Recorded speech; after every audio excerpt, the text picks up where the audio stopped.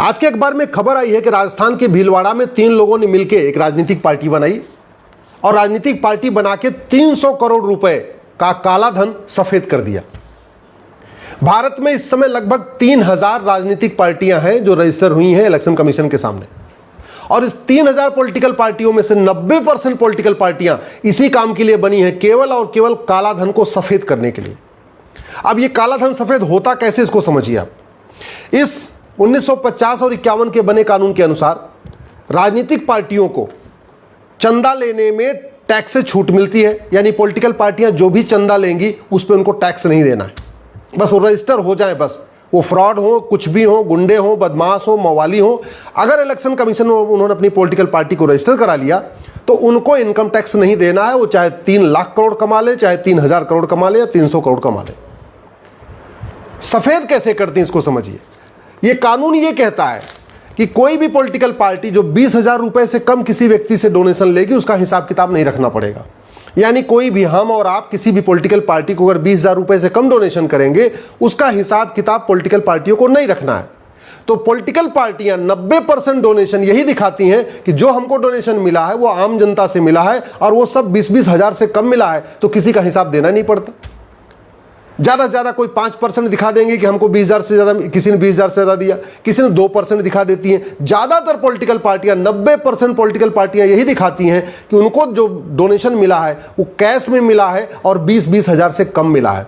Cash donation का record रखना ही नहीं है, कैश डोनेशन किसने दिया उसका रिकॉर्ड रखना ही नहीं।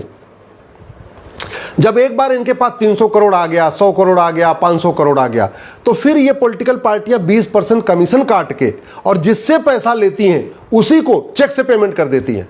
उदाहरण के लिए मान लीजिए किसी से पैसा लिया 100 करोड़, 20% उसका काट लिया, 20 करोड़ रख लिया और 80 करोड़ उसी को वापस दे दिया। किस नाम पे दे दिया कि जी हमने रैली किया था, इन्होंने गाड़ी सप्लाई किया था, बस सप्लाई किया था, हमने रैली किया था, इन्होंने जो है वहां पे खाने की व्यवस्था किया था, हमने रैली किया था, इन्होंने हेलीकॉप्टर उपलब्ध कराया था, हमने रैली किया था, इन्होंने वहां पे टेंट लगाया था, तंबू लगाया था, हमने रैली किया था, इन्होंने हमें वहां पे गरीबों को फल दान करने में, कपड़ा दान करने में हमें सहयोग किया था।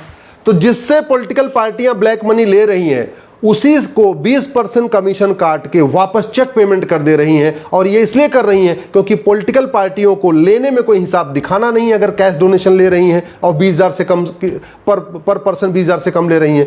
और जो चेक से दे रही हैं उससे क्या हुआ, जिससे काला धन लिया उसको एक पॉलिटिकल पार्टी से सीधे से चेक मिल गया और चेक मिल गया तो उसका जो ब्लैक मनी था व्हाइट हो गया। सरकार जब ब्लैक मनी को व्हाइट करती है तो 33% या 35% उस पर टैक्स लगाती है। और वो भी कभी कभी स्कीम आती है, कई बार सरकारों की स्कीम आती है कि भैया ठीक है, जो आपके पास ब्लैक मनी है उसको जमा कराओ, 1/3 सरकार ले लेगी और आपका 2/3 जो है आपका व्हाइट हो जाएगा। पॉलिटिकल पार्टियां वही काम 20% में कर रही हैं, इसलिए उनका बड़ा कारोबार चल रहा है। अब आप सोचिए, किसी का 500 करोड़, ये भीलवाड़ा वाली पार्टी है, इसने अभी भी नई पार्टी बनाई थी और पार्टी का नाम रखा था नेशनल सर्व समाज पार्टी। भीलवाड़ा के 3 दोस्तों ने मिलकर बनाया नेशनल सर्व समाज पार्टी और 300 करोड़ रुपए सीधे सीधे ब्लैक को व्हाइट कर दिया। 1 करोड़ पे 20% हुआ ना, मतलब 20% कमीशन लेते हैं। इसका मतलब जो 300 करोड़ व्हाइट किया इसमें सीधे सीधे 60 करोड़ रुपए इन्होंने कमा लिया और 240 करोड़ का चेक काट के दे दिया। ये पूरी कहानी चल रही है भारत में। 90% पॉलिटिकल पार्टियां यही काम कर रही हैं। इसके बाद जो अगला खेल शुरू होता है, पॉलिटिकल पार्टी रजिस्टर हो गई, उसके बाद इसमें कोई अध्यक्ष बन गया, कोई महामंत्री बन गया, कोई कोषाध्यक्ष बन गया, कोई जनरल सेक्रेटरी बन गया, 10-20 लोग राष्ट्रीय पदाधिकारी बन गए और फिर राज्यों के अलग अलग स्टेट के प्रेसिडेंट, स्टेट के जनरल सेक्रेटरी, स्टेट के ट्रेजरर, ऐसे ऐसे बना दिया। अब बढ़िया वो फॉर्चूनर पे, अपने बोलेरो पे, अपने स्कॉर्पियो पे बढ़िया बढ़िया बोर्ड भी लगा दिया, अध्यक्ष फलाने अध्यक्ष, ये उपाध्यक्ष, कोषाध्यक्ष, महामंत्री, जनरल सेक्रेटरी, जो दुनिया भर का बना दिया। अब वो बना के अपने अपने जिले में, सारा उनका नंबर 2 का काम है, सारा 1 2 का 4 करते हैं। लेकिन जब जैसे उनके गाड़ी पे बोर्ड लग गया, उनका बढ़िया लेटर हेड बन गया, अब वो क्या करते हैं, कलेक्टर कप्तान से कहते हैं जी हमको सिक्योरिटी दे दो, 1 दे दो, 2 दे दो, 3 दे दो। कलेक्टर कप्तान नहीं मानते, सांसद विधायक के वहाँ के जो लोकल हैं उनको पकड़ते हैं, उनको 1-2 करोड़ रुपए दे देते हैं और सांसद विधायक उनको रिकमेंड करते हैं कलेक्टर कप्तान को, भैया ठीक है इसको सिक्योरिटी दे दो। अब जब 2-3 उनको सिक्योरिटी बन गई, उनका भौकाल और टाइट हो गया।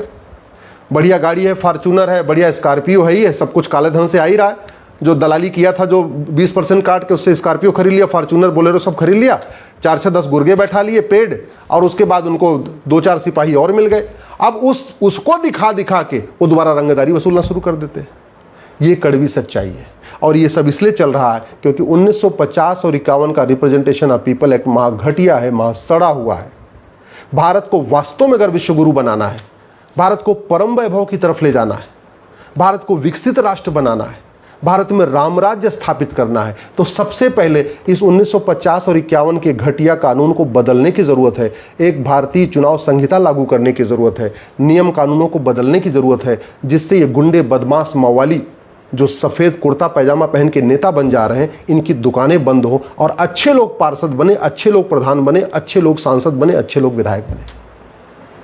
आज की डेट में स्थिति यह हो चुकी है कि जो लोग इस तरीके की, और मैंने आपको कहा ना 3000 पॉलिटिकल पार्टियों में से 90% पॉलिटिकल पार्टियां केवल और केवल या तो नाम के लिए बनी है, या काला धन सफेद करने के लिए बनी है, या सिक्योरिटी लेने के लिए बनी है, या दलाली करने के लिए बनी है, या ठेका लेने के लिए बनी है, या रंगदारी वसूलने के लिए बनी, इसी के लिए बनी, या टोल टैक्स बचाने के लिए बनी हुई है। 3000 पॉलिटिकल पार्टियों में से मैक्सिमम 300 पॉलिटिकल पार्टियां वास्तव में भारत में चुनाव लड़ती हैं। बाकी पॉलिटिकल पार्टियां, ये 2700 पॉलिटिकल पार्टियां चुनाव लड़ती नहीं है, केवल और केवल 1, 2 का 4 करने के लिए बनी है। इसलिए मैं माननीय प्रधानमंत्री से निवेदन कर रहा हूं, सबसे पहले इस घटिया कानून को बदलिए। ये 1950-51 का रिप्रेजेंटेशन ऑफ पीपल एक्ट इतना महाघटिया, इतना सड़ा हुआ है, इसलिए घूसखोरी करने वाले, कमीशनखोरी करने वाले, दलाली करने वाले, कटमनी तोलाबाजी करने वाले, हवालाबाजी करने वाले पार्षद, प्रधान, सांसद, विधायक बन रहे हैं। ये 1950-51 का कानून महाघटिया है, इसलिए जमाखोरी करने वाले, मिलावटखोरी करने वाले, मुनाफाखोरी करने वाले, कालाबाजारी करने वाले सांसद, विधायक, पार्षद, प्रधान बन रहे हैं। ये 1950-51 का कानून महाघटिया है, इसलिए गौ तस्करी करने वाले, नशा तस्करी करने वाले, अपहरण करने वाले, फिरौती वसूलने वाले, हथियार तस्करी करने वाले, मानव तस्करी करने वाले भी पार्षद, प्रधान, सांसद, विधायक बन रहे हैं और बढ़िया सिक्योरिटी में घूम रहे हैं। कोई पुलिस की सिक्योरिटी मिली है, किसी को कमांडो मिला है, किसी को CISF की सिक्योरिटी मिल गई, सब कुछ मिल गई है। बहुत सारे X कैटेगरी ले लिया, बहुत लोगों ने Y कैटेगरी भी ले लिया है, बहुत लोगों ने Z कैटेगरी भी ले लिया। सारा जुआर पानी करके चल रहे हैं और अल्टीमेटली उनका लक्ष्य केवल और केवल पैसा कमाना है। ये कानून महाघटिया है, इसलिए बहुत से जासूसी करने वाले, गद्दारी करने वाले, मक्कारी करने वाले, झपटमारी करने वाले सांसद, विधायक, पार्षद, प्रधान बन रहे। ये कानून महाघटिया है, इसलिए जातिवाद, भाषावाद, क्षेत्रवाद, पंथवाद, अलगाववाद, मजहबी उन्माद फैलाने वाले पार्षद, प्रधान, सांसद, विधायक बन रहे। ये कानून महाघटिया है, इसीलिए इंदौर में एक व्यक्ति पार्षद बन गया जो लव जिहाद की फंडिंग करता था। एक इंदौर में एक और पार्षद बन गई है जिसने रातों रात सारे नेम प्लेट बदलवा दिए। मैं कड़वी सच्चाई बता रहा हूँ, जब तक ये कानून नहीं बदलेगा तब तक ये चलता रहेगा। बहुत सारे लोग ऐसे हैं जो ड्रग स्मगलर की मदद करते हैं। भोपाल में अभी तक जो मछली परिवार पकड़ा गया उसमें नाम आया है, बाकायदा 2 मंत्री हैं, उनका नाम है सीधे सीधे। तो मंत्री ऐसे काम कर रहे हैं कि ड्रग स्मगलर की मदद कर रहे हैं, गौ तस्करों की मदद कर रहे हैं, बहुत सारे लोग अपना कत्लखाना चलवा रहे हैं, सब कुछ कर रहे हैं। ये कानून महाघटिया है, इसलिए घटतौली करने वाले, नक्काली करने वाले, चोरी डकैती करने वाले, चीटिंग, फ्रॉड, फोर्जरी करने वाले, हवालाबाजी, कबूतरबाजी, पत्थरबाजी, तोलाबाजी करने वाले भी पार्षद, प्रधान बन रहे हैं। तो समाधान क्या है? समाधान यह है कि सबसे पहले पॉलिटिकल पार्टियों का फंडिंग और पॉलिटिकल पार्टियों का खर्चा 100% कैशलेस किया जाए। कोई भी पॉलिटिकल पार्टी न 1 रुपए कैश में ले पाए, कोई भी पॉलिटिकल पार्टी ने 1 रुपए कैश में खर्च कर पाए, सबसे पहले हमें ये व्यवस्था लागू करनी पड़ेगी। दूसरा, पॉलिटिकल पार्टियां पूरा देश चला रही हैं। पॉलिटिकल पार्टी राष्ट्रपति तय करती है, उपराष्ट्रपति कौन बनेगा, प्रधानमंत्री कौन बनेगा, मुख्यमंत्री कौन बनेगा, सांसद कौन बनेगा, विधायक कौन बनेगा, किसको पार्षद का टिकट देना है, किसको प्रधान का टिकट देना है। और इसके बावजूद पॉलिटिकल पार्टियों को रेगुलेट करने के लिए कोई कानून ही नहीं है।